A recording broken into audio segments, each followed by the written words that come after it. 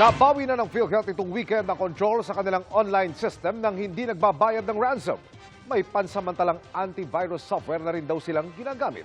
Nakatutok si Mark Salazar.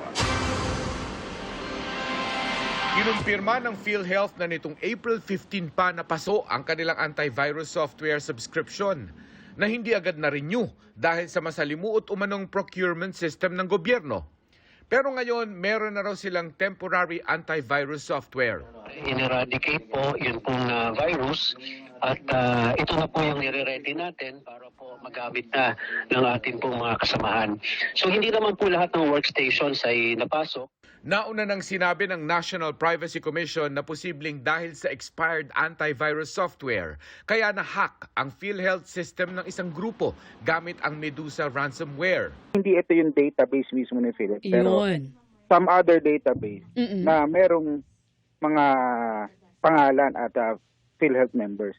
Nitong weekend, nabawi na ng PhilHealth ang control ng kanilang online system nang hindi binabayaran ang hinihinging ransom ng mga hacker na aabot sa halagang katumbas ng 17 million pesos.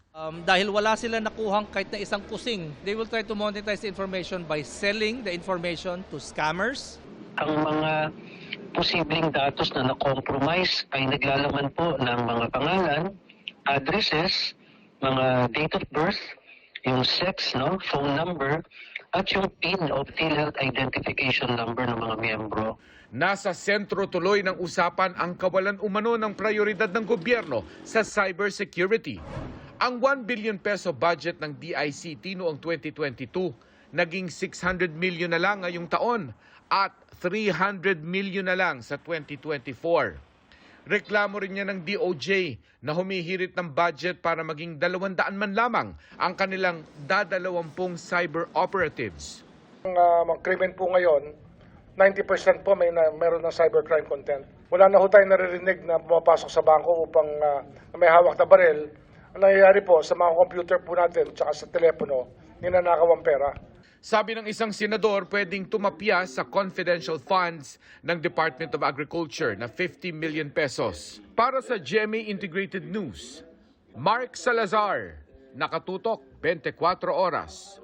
Mga kapuso, samahan nyo kaming tumutok 24 oras. Bisitahin at mag-subscribe sa GMA Integrated News sa YouTube. Sa mga kapuso abroad, bisitahin ang GMA Pinoy TV at www.gmanews.tv.